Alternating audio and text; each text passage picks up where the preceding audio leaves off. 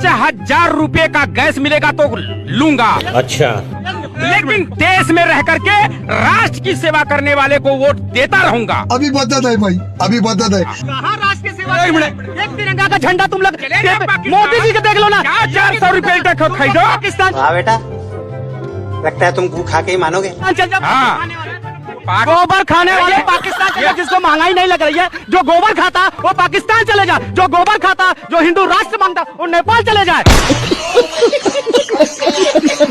अरे ये कोई बात हुई? आप इस तरीके से नहीं लग रही ना। गोबर खाने वालों को महंगाई नहीं लगती सर, किसी से पूछ लीजिए।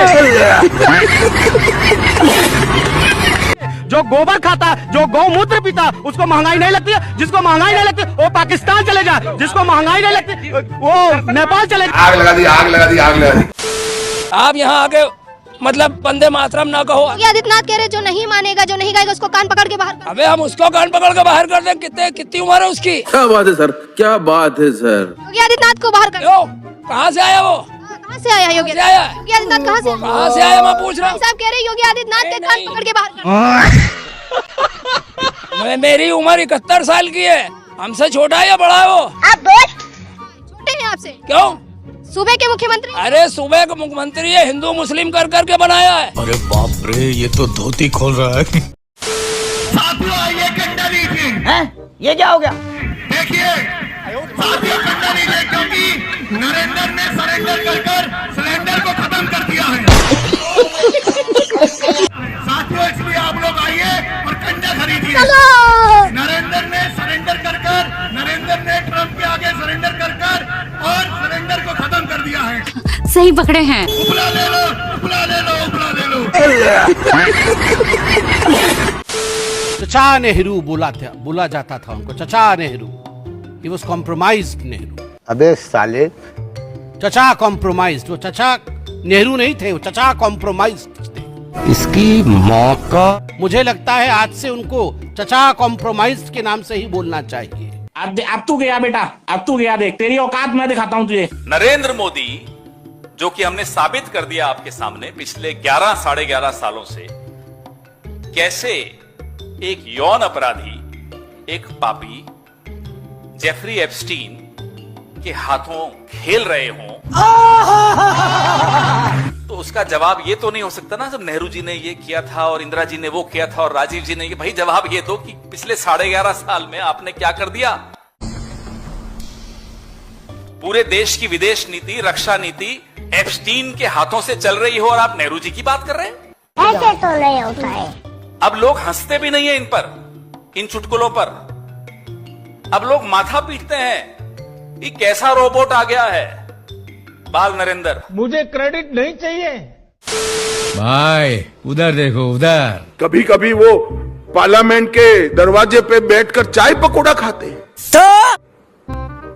उनको मालूम नहीं ब्रेकफास्ट करने की जगह क्या है। नहीं। मगर आप तो धरने से भी 2 कदम आगे बैठ गए, चाय पकौड़ा खा रहे हैं।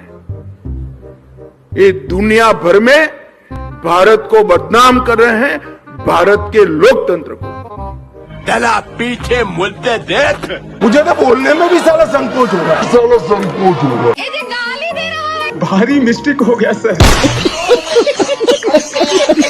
मान्यवर, मेरा कोई शब्द संसद प्रणालिका के अनुकूल नहीं है, तो इसको आप हटा सकते हो, तो इसको आप हटा सकते हो। मेरा मुंह से निकल गई, मेरी जबान टूट गई यार। मेरे प्यारे भाइयों बहनों, गैस के दाम कम हुए कि नहीं हुए? नहीं हुए। और गैस के दाम बढ़े कि नहीं बढ़े? बढ़ गए। तो गैस के दाम इसलिए बढ़ गए कि भाइयों बहनों, गैस की रोटी खाने से पेट में भी गैस बनती है, और अगर पेट में गैस बनेगी तो आप बीमार पड़ जाओगे, और अगर आप बीमार पड़ोगे तो ये देश बीमार पड़ जाएगा मेरे भाइयों बहनों। अच्छा। इसलिए गैस के दाम बढ़ने से आम आदमी भी रोटी खाएगा चूल्हे की, और अमीर आदमी भी चाय खाएगा चूल्हे की रोटी। शाबाश बेटा, बहुत बढ़िया मुन्ना। जो अमीर आदमी और आम आदमी के बीच में जो अमीरी गरीबी की खाई है भाइयों बहनों, बहुत दूर हो जाएगी। क्या बात कर रहे हैं? धन्यवाद भाइयों बहनों। क्या बात है सर, क्या बात है सर। तो देख लिया, छू भी लिया, इससे ज्यादा कुछ नहीं चाहिए था, बस देखना था, मगर मैंने टच किया।